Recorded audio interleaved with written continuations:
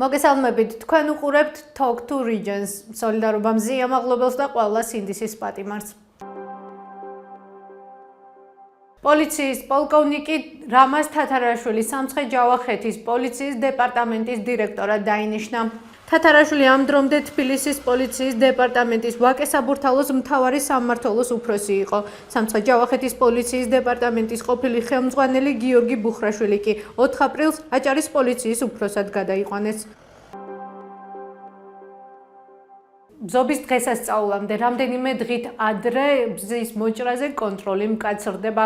ინფორმაციას ეროვნული სატყეო სააგენტო ავრცელებს. გავრცელებული ინფორმაციის მიხედვით ბზის მოჭრის ამოძირკვის ან ტოტების დაზიანების შემთხვევაში 500-დან 2000-მდე დაჯარიმდებით. ამავე წყაროს ცნობით იმ შემთხვევაში თუ გარემოსთვის მიყენებული ზიანი 1000 ლარს აჭარბებს, საქმეს სისხლის სამართლის კვალიფიკაცია ენიჭება.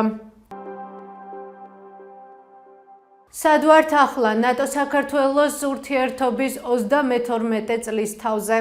როგორი იქნება ჩრდილო-ატლანტიკური ალიანსის და საქართველოს ურთიერთობა ქვეყანაში მიმდინარე პროცესების გათვალისწინებით? ვკითხეთ დიდი ბრიტანეთის ელჩს საქართველოში გარეთ უორდს. ნატო-საქართველოს პარტნიორობის შესახებ ვრცელ მასალას ხვალინდელ გამოშვებაში შემოგთავაზებთ. ეხლა კი ვნახოთ ვიდეო. ჩვენი ინტერვიუს დასასრულს მინდა გკითხოთ ნატოსა და ნატო-საქართველოს ურთიერთობებზე, რადგან დიდი ბრიტანეთი რუმინეთის საელჩოსთან ერთად ნატოს ოფიციალური საკონტაქტო საელჩოებია საქართველოში. როგორი იქნება ნატოს-საქართველოს ურთიერთობა იმ მოცემულობის გათვალისწინებით, რაზეც დღეს უკვე ვისაუბრეთ.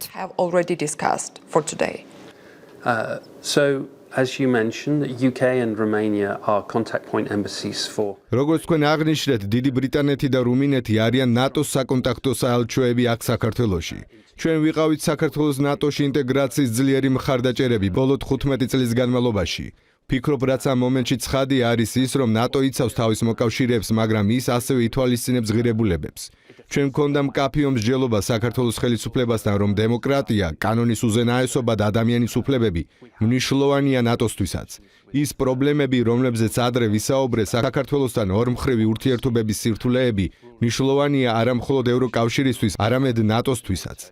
ასევე უნდა ვთქვათ, რომ ნატოს აქვს საქართველოსთან აქტივობის სპეციალური პროგრამა. საქართველოს-ნატოს სპეციალური პროგრამა SNGP. ეს პროგრამა მოქმედებს საქართველოში შესაძლებლობების გასაძლიერებლად და ჩვენ გვინდა რომ ის გაგრძელდეს, მაგრამ გვინდა იყოს მაქსიმალურად ეფექტური და ცხადია, ისეთ გარემოში, ისეთ უსაფრთხოების გარემოში, როგორიც ევროპაშია. ეს ნიშნავს, რომ ყველამ მეტი უნდა დახარჯოს საკუთარ თავდაცვაზე. ეს მოიცავს დიდ ბრიტანეთს, მოიცავს გერმანიას, მოიცავს საქართველოსაც. ასე რომ ეს არის ის, რაც ჩვენ მომავალში უნდა დავინახოთ, რომ საქართველოს ხელისუფლება აიღებს რეფორმების განხორციელების ვალდებულებას, ნატოს მიმართულებით და კვლავ აიღებს ვალდებულებას იყოს იმ ქვეყნების ჯგუფის ნაწილი, რომლებმაც იციან, რომ ჩვენ გვჭირდება ევროპის უსაფრთხოების დაცვა. ეს იყო ჩვენს ხელთარსებული დღევანდელი ბოლო ინფორმაცია. მეტი და დეტალური ინფორმაციისთვის ეწვიეთ ჩვენს Facebook და web გვერდს. ბედნიერ საღამოს გისურვებთ.